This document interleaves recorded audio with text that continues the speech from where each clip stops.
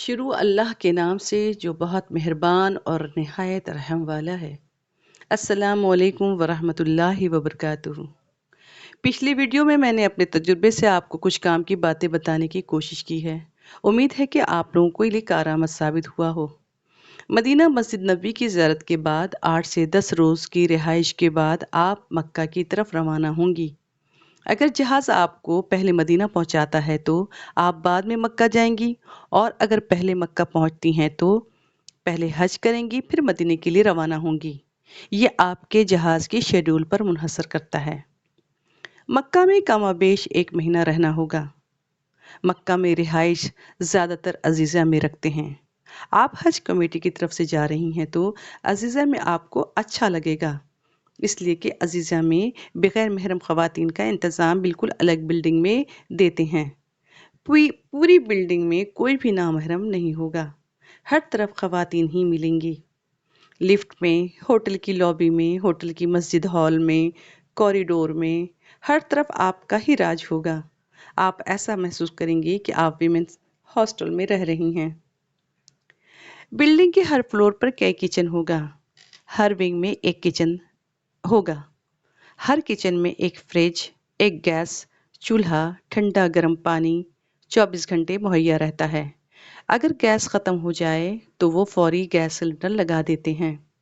2024 के हज में क्या तब्दीली रहेगी इसका मुझको अंदाज़ा नहीं है, मगर 2023 में ये सहूलियात मैसर थीं। हो सकता है कि और बेहतर इंतज़ाम हो। आप अब अजीज़ा में खाना होटल से भी खा सकती हैं और ख़ुद भी बना सकती हैं, इसलिए कि अब अजीज़ा में खाना बनाने की सहूलत है। कुछ लोगों को होटल का खाना होटल का खाना सादा नहीं होता, तो वो रूम पर खाना बनाना पसंद करती हैं। अगर आप खाना बनाएंगी तो कुछ बर्तन ले जाना पड़ेगा।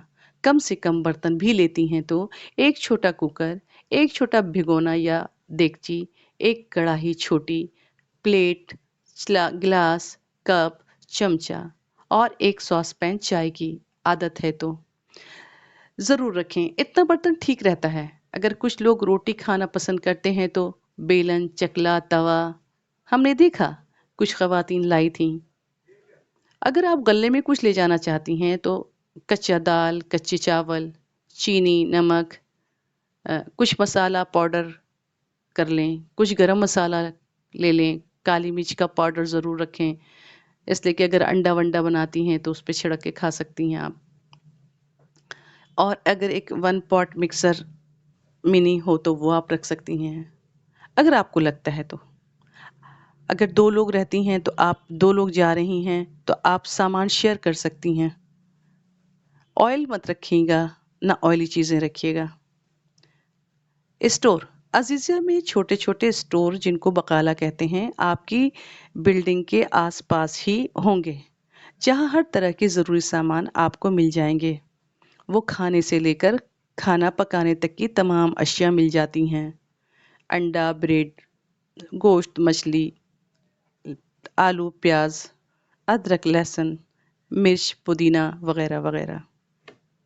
मक्का अज़ीज़िया में खाना आपकी बिल्डिंग के आसपास या आपकी बिल्डिंग में भी बँटता है। कभी खजूर, कभी दही, कभी रोटी, कभी दूध, कभी बिरयानी और कभी सब्जियाँ।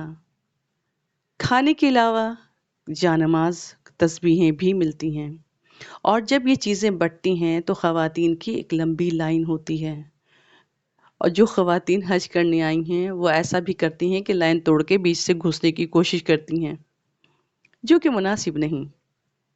हर मौके पे याद रखना है कि आपका हर लम्हा नेकी में गुजरे। कुछ जगहों पर छोटी छोटी चीज़ जो बटती है उसमें छीन झपट कर ज़्यादा लेकर कुछ ख़वातीन निकलती हैं, और उस वक्त बिल्कुल नहीं लगता कि ये लाखों खर्च करके हज को आई हैं। मेरी गुजारिश है कि आप ऐसा मत करिएगा। जो चीज़ भी मिलती है वो आपका नसीब का होगा तो आप तक पहुंच जाएगा। एक और अहम बात, आप जो चीज़ खाना बटता है अगर तो इतना ना उठाएं, जितना आप खा सकती हैं उतना ही उठाएं। कुछ लोगों को मैंने देखा कि वो फ्रिज में रख दी और 2-3 चीज दिन के बाद उसको डस्टबिन में डाल दिया।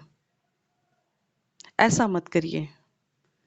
मुफ्त खाना बंटने का मतलब ये नहीं होता कि आप اس کو زیادہ سے زیادہ اسٹور کر لیجئے اور برباد کر کے پھینک دیجئے، اور یہ نہیں سوچتی کہ وہ کہاں گئی ہیں اور کس عمل کے لیے گئی ہیں۔ عزیزیہ میں ایک اور فیسیلیٹی ملتی ہے بس کی۔ حرم جانے کے لیے بس کی سہولت 24 گھنٹے دستیاب رہے گی، جو آپ کے بلڈنگ کے نیچے ہی ملے گی۔ حرم جانے کے لیے 2 بس بدلنی پڑے گی۔ پریشان نہ ہوں، آپ کو بس نمبر پرووائیڈ کیا جائے گا۔ بلڈنگ ایڈریس کے لیے بھی ایک کارڈ ملے گا، جو آپ کو ہر وقت پہن کر رکھنا ہے۔ اس طرح بس کے نمبر کا کارڈ بھی آپ کو دیا جائے گا۔ جس نمبر کے بس کا کارڈ دیا جائے آپ اس پر ہی سوار ہوئیے۔ ہو سکتا ہے کہ دوسرے نمبر پہ آپ بیٹھ گئیں تو آپ راستہ بھول جائیں۔ آپ اپنے نمبر کے بس پر سوار ہوں گی تو وہ آپ کو آپ کی بلڈنگ کے گیٹ پر اتارے گی۔ آپ پریشانی سے بچ سکتی ہیں۔ 2 بس بدل کر حرم جانا ہوگا، وہ بھی آسان رہتا ہے۔ ایک طرف آپ کو بس آپ کی بلڈنگ سے لے جا کے اتارے گی اور دوسرے ہی طرف دوسری بس کھڑی ہوتی ہے جو آپ کو وہاں سے لے کر حرم کو پہنچاتی ہے۔ اسی طرح آتے وقت بھی ہوتا ہے کہ وہاں حرم سے نکلیں، بس پہ چڑھے اور ایک جگہ پہ اتاری، اور اس کے سامنے ہی آپ کی اپنی بلڈنگ کی بس لگی رہتی ہے، وہاں آپ اپنے نمبر کی بس پہ چڑھ جائیں۔ ایک ضروری بات یہ کہ آپ کو جتنی بھی کارڈ یا بریسلیٹ ملے سب کو آپ کو گلے کے ہوں یا نہ ہاتھ کے ہر وقت ڈال کر رکھنا ہے۔ وہاں زبان کی مشکل آتی ہے، وہاں کی پولیس آپ کی زبان نہیں سمجھتی، بھیڑ بے انتہا رہتی ہے، کھونے کا، گمنے کا، بھٹکنے کا خطرہ رہتا ہے، اس لیے آپ اپنے ساتھ کارڈز اور بریسلیٹ پہنے رہیے گا۔ وہاں پہ اگر کسی سے مدد لینی ہو، کسی جگہ کو پوچھنا ہو یا کسی جگہ کو جاننا ہو، یا تو آپ وہاں پہ جو گراؤنڈ پہ مسجد کے اندر جو بھائی کام کرتے ہیں، جھاڑو والے بھائی یا کسی سے، ان سے آپ پوچھ سکتی ہیں، وہ زبان سمجھتے ہیں، ہندی بھی، بنگالی بھی۔ کوشش کیجئے کہ آپ نے اپنے روم میٹ کے ساتھ بنا لیجئے اور ساتھ ہی آیا جایا کیجئے اور ساتھ ہی رہیے۔ مکہ میں بہت رش ہوتا ہے، سیکنڈ میں نظر سے لوگ اوجھل ہو جاتے ہیں۔ ایک اور اہم بات، ٹھنڈے پانی سے آپ ضرور بچیے گا، جتنا بچ سکتی ہیں اتنا بچیے گا۔ سردی، کھانسی، بخار مکے میں عام ہے، ہو ہی جاتا ہے۔ لاکھوں کی بھیڑ کسی نہ کسی طرح وائرس لگ ہی جاتا ہے۔ دوسرے جب ہم لوگ طواف کرتے ہیں، گرمی کی شدت، ٹھنڈا پانی زمزم کا پی لیتے ہیں، جس سے فوراً گلا پکڑتا ہے۔ آپ بیمار پڑتی ہیں اگر، تو آپ کی بلڈنگ کے نیچے ہی کلینک ہے، آپ وہاں جا کر کے اپنا علاج کرا سکتی ہیں۔ یہ بھی ایک سہولت دیتے ہیں یہ لوگ۔ آپ اپنے ساتھ کچھ دوائیں ضرور لے جائیں یہیں سے، جیسے سردی، کھانسی، بخار کی دوا، سر درد کی دوا، باڈی درد کی دوا، اور جو دوائیں آپ ریگولر لیتی ہیں وہ ضرور لے جائیں۔ تھائرائیڈ کی دوا، شوگر کی دوا، بی پی کی دوا، یہ ساری دوائیں آپ اپنے ساتھ ضرور رکھیے۔